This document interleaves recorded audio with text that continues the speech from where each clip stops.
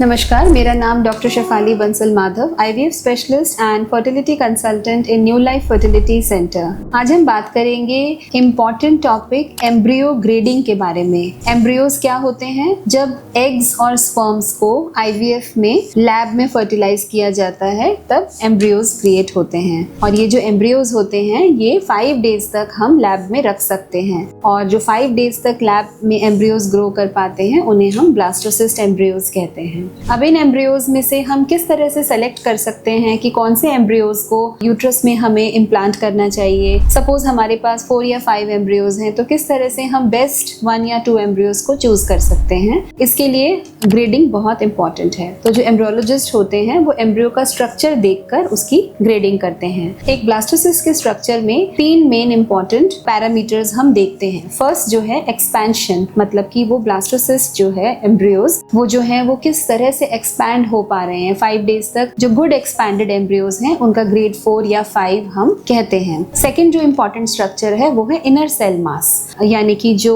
Embryo के centre में जो ब्लास्टोसील कैविटी के पास में जो इनर सेल मास होता है जहां से बेबी डेवलप करता है, वो इनर सेल मास कैसा है, क्या वो कॉम्पैक्ट है, क्या वो वेल डेवलप्ड है। टाइटली कॉम्पैक्टेड पैक्ड सेल्स हैं तो उसे हम grade A inner cell mass कह सकते हैं। अगर वो लूजली कॉम्पैक्टेड है या फिर वेल डेवलप्ड, वेल डिफरेंशिएटेड नहीं लग रहा है तो उसे हम ग्रेड बी कह सकते हैं। थर्ड जो इंपॉर्टेंट चीज है वो है ट्रोफेक्टोडर्म, मतलब कि जो सेल्स ब्लास्टोसील कैविटी को लाइन करती हैं उन्हें हम ट्रोफेक्टोडर्म सेल्स कहते हैं। अब ट्रोफेक्टोडर्म सेल्स जो हैं उनका मेन जो रोल रहता है वो रहता है एम्ब्रियो की अटैचमेंट, यानी कि इम्प्लांटेशन। जो यूट्रस में जब हम एम्ब्रियो ट्रांसफर करते हैं तो उनमें वो अटैच करने में हेल्प करती हैं। तो ट्रोफेक्टोडर्म सेल्स जो हैं वो प्लेसेंटा को फॉर्म करती हैं। अब ट्रोफेक्टोडर्म सेल्स अगर वेल कॉम्पैक्टेड हैं, अगर वेल डेवलप्ड हैं and there is no fragmentation in the trophectoderm layer, तब हम ग्रेड ए बोल सकते हैं। और अगर उसमें कोई फ्रैगमेंटेशन है ट्रोफेक्टोडर्म लेयर में तो हम ग्रेड बी या सी बोल सकते हैं। तो जो बेस्ट क्वालिटी एम्ब्रियो है वो 5AA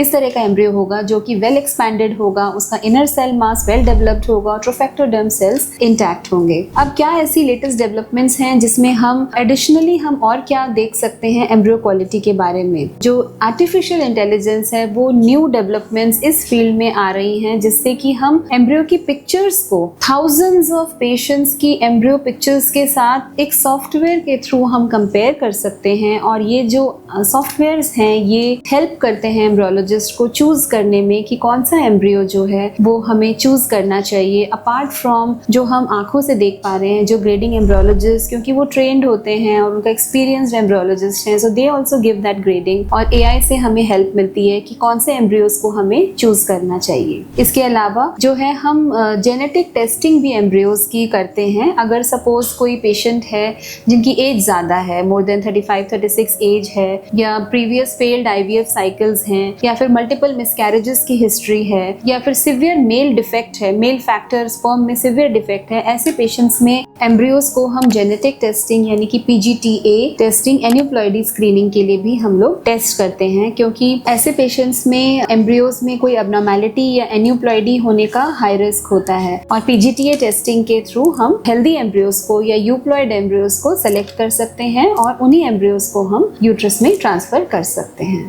थैंक यू।